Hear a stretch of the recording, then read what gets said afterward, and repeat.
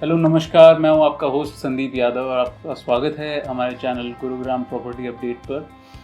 तो आज के इस वीडियो में हम डिस्कस करेंगे की फैक्टर्स जो कि आपको ध्यान में रखने चाहिए जब भी आप कोई प्रॉपर्टी को बाय करने के बारे में सोच रहे हैं। तो इन फैक्टर्स को अगर आप परखेंगे तो सर्टनली एक इन्फॉर्म्ड डिसीजन आप बना पाएंगे प्रॉपर्टी खरीदने के लिए। तो शुरू करते हैं। सबसे बड़ा और पहला फैक्टर आता है लोकेशन और कनेक्टिविटी का। जो भी आप प्रॉपर्टी ख़रीदना चाह रहे हैं वो कितनी वेल कनेक्टेड है और कहाँ पे लोकेटेड है सिटी में।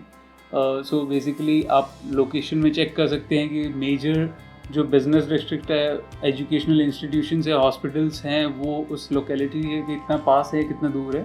और वेदर मतलब आपको उससे फ़र्क पड़ता है। अगर आपके बच्चे हैं तो आप सर्टनली एक ऐसा एरिया ढूंढना चाहोगे जिसके आसपास अच्छे स्कूल्स हों। तो कनेक्टिविटी और लोकेशन सबसे पहला फैक्टर होता है।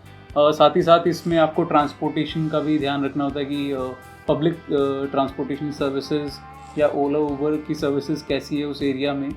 एक और चीज़ भी होती है कि जो लोकेशन और कनेक्टिविटी है उससे एक प्रॉपर्टी के प्राइजेस की एनहांस होने की पोटेंशियल भी इंक्रीज़ होती है। सो एक वेल कनेक्टेड या वेल प्लेस्ड रेजिडेंशियल एरिया में अगर आप इन्वेस्ट करेंगे तो उसके लिए उसमें आप एप्रिसिएशन के लिए भी कॉन्फिडेंट ज़्यादा रह सकते हैं।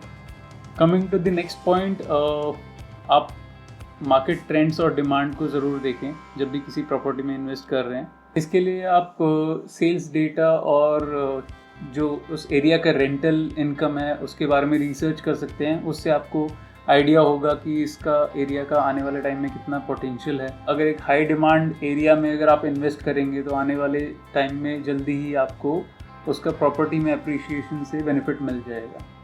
इन दोनों फैक्टर्स को देखने के बाद जब आप कोई भी सोसाइटी चूज़ करते हो जहाँ आपको इन्वेस्ट करना है तो उसके बिल्डर की रेपुटेशन भी साथ साथ चेक करें और जो प्रोजेक्ट की क्वालिटी है इसके लिए आप उस बिल्डर के पहले के डिलीवर्ड प्रोजेक्ट्स का इंसाइट ले सकते हैं। वो टाइम पे डिलीवर हुए थे कि नहीं हुए थे, एंड उन साइट्स को विज़िट करके उनकी क्वालिटी भी चेक कर सकते हैं कि how good the structure has been made by the builder और वो प्रेजेंटेबल है आपके नीड्स के अकॉर्डिंग कि नहीं है। So quality, construction and timely possession दो फैक्टर्स है जो आप ज़रूर साथ साथ चेक करें बिल्डर का। Next comes the budget and financing. So आप एक क्लियर बजट बना के चलें। You have to be sure कि आप एग्जैक्टली कितना इन्वेस्ट कर सकते हैं किसी प्रॉपर्टी में, and then you trim down the properties that you are choosing according to your budget. तो जब भी आप प्रॉपर्टी चूज़ करते हैं तो उसमें डाउन पेमेंट कितना जा रहा है, लोन इंटरेस्ट रेट कितना होने वाला है, और एसोसिएटेड हिडन अगर कोई कॉस्ट्स हैं, try and find out those through a proper research. जो रजिस्ट्रेशन फीस है या कोई और मेंटेनेंस कॉस्ट भी एसोसिएटेड है, ताकि यू आर अवेयर कि how much you would have to spend in owning that property in future. तो अगर आप एक प्रॉपर रिसर्च के बाद ये प्रॉपर्टी को परचेज़ करेंगे तो आपको फ्यूचर में फाइनेंशियल स्ट्रेन का सामना नहीं करना पड़ेगा। यू वुड बी अवेयर कि आपको कितना एग्जैक्टली इन्वेस्ट करना है उस प्रॉपर्टी में। Next comes the legal and regulatory compliances. So आप ये जो भी सोसाइटी या प्रोजेक्ट में इन्वेस्ट कर रहे हैं चेक कर लीजिए कि वो लीगल अप्रूवल्स सारे ले रखे हैं उन्होंने, रेरा के रेगुलेशंस को वो अडेयर कर रहे हैं पूरी तरह से। ये बहुत ज़रूरी है। कल को आपको उस प्रॉपर्टी को परचेज़ करने के बाद अगर आपको पीस ऑफ माइंड चाहिए तो you have to be very sure about the legal adherence by the property. Another factor that you need to consider is the amenities and the future developments.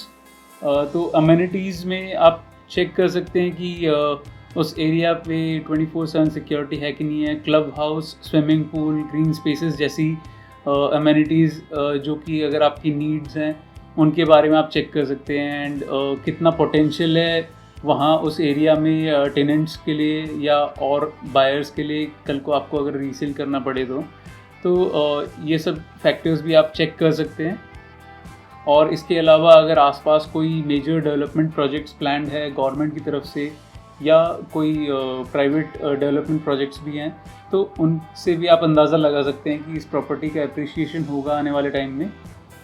तो ये factors consider करके भी आप एक अच्छी well informed choice बना सकते हैं अपनी प्रॉपर्टी परचेज करने के लिए। Another thing that you need to take care of is the rental yield. इसको भी आप सर्टनली कैलकुलेट करें। रेंटल यील्ड क्या होता है कि एक प्रॉपर्टी का जो एनुअल रेंटल इनकम है वो कितना परसेंट है आपकी प्रॉपर्टी की टोटल वैल्यू का, उसे रेंटल यील्ड कहते हैं। तो एक आप ऐसी प्रॉपर्टी सर्च करें जिसमें ज़्यादा बेटर रेंटल यील्ड मिल रहा हो। So if a property is more likely to be rented then you have a sense of security while investing in that property. तो ये कुछ पॉइंटर्स थे जो मेरे अकॉर्डिंग देखने ज़रूरी होते हैं जब भी आप किसी प्रॉपर्टी में इन्वेस्ट करते हैं। इसके बावजूद भी अगर आपको डाउट रहता है तो कोई एक्सपर्ट एडवाइस ज़रूर ढूंढें। मेक श्योर कि आप जब किसी प्रॉपर्टी में इन्वेस्ट कर रहे हैं तो आपने प्रॉपर रिसर्च कर लिया है, you are well informed about it and ये आपका फाइनल चॉइस है।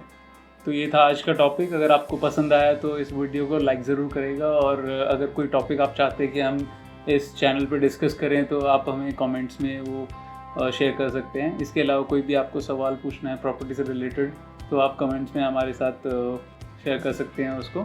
ऐसी ही छोटी छोटी क्रिस्प वीडियोस सर्टेन टॉपिक्स पे हम कंटिन्यूसली लेके आते रहेंगे, तो आप हमारे साथ जुड़े रहें और चैनल को सब्सक्राइब जरूर करें। Thank you for watching and best of luck for your investment journey.